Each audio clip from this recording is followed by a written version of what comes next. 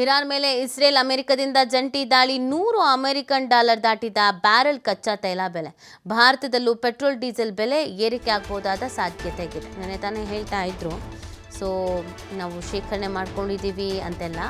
ಆದರೆ ಸದ್ಯಕ್ಕೆ ಸಿಗ್ತಾ ಇರುವಂಥ ಮಾಹಿತಿ, ಅಮೆರಿಕ ಮತ್ತು ಇಸ್ರೇಲ್ನ ಜಂಟಿ ದಾಳಿ, $100 ದಾಟ್ತಾ ಇದೆ ಬ್ಯಾರೆಲ್ ಕಚ್ಚಾ ತೈಲ ಬೆಲೆ.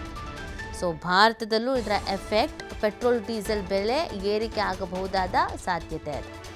ಯಾವಾಗ ಯುದ್ಧದ ವಾತಾವರಣ, ಯುದ್ಧ ವಿಪರೀತ ಆಗ್ತಾ ಇದೆ, ನೆಕ್ಸ್ಟ್ ಲೆವೆಲಿಗೆ ಹೋಗ್ತಾ ಇದೆ, ಎಕ್ಸ್ಟ್ರೀಮ್ ಲೆವೆಲ್ ರೀಚ್ ಆಗ್ತಾ ಇದೆ ಅಂತ ಇತ್ತೋ ಆಗಲೇ ಭಾರತಕ್ಕೆ ಕಾಡ್ತಾ ಇದ್ದಿದ್ದು ಪ್ರಶ್ನೆ, ಹಾಗಿದ್ರೆ ಪೆಟ್ರೋಲ್ ಡೀಸೆಲ್ ಬೆಲೆ ಜಾಸ್ತಿ ಆಗತ್ತಾ ಅಂತ. ಆದರೆ ಸದ್ಯಕ್ಕೆ ಸಮಸ್ಯೆ ಇಲ್ಲ ಅಂತ ಹೇಳಲಾಗ್ತಿದ್ರೂ ಈಗ ಸಿಗ್ತಾ ಇರುವಂಥ ಮಾಹಿತಿ, ಯುದ್ಧದ ತೀವ್ರತೆ ಮತ್ತಷ್ಟು ಹೆಚ್ಚಾಗ್ತಾ ಇದೆ. ಈ ಪ್ರಮುಖವಾಗಿ ಆ ಟ್ಯಾಕ್ಸ್ಗಳನ್ನು ಇದನ್ನು ಗಮನದಲ್ಲಿ ಇಟ್ಕೊಂಡೇ ಮಾಡಲಾಗ್ತಾ ಇದೆ. ಸೊ ಆ ಕಾರಣಕ್ಕಾಗಿ ಇದೀಗ ಪೆಟ್ರೋಲ್ ಮತ್ತು ಡೀಸೆಲ್ನ ಬೆಲೆ ಭಾರತದಲ್ಲೂ ಕೂಡ ಏರಿಕೆ ಆಗಬಹುದಾದ ಸಾಧ್ಯತೆಗಳು ಇದೆ.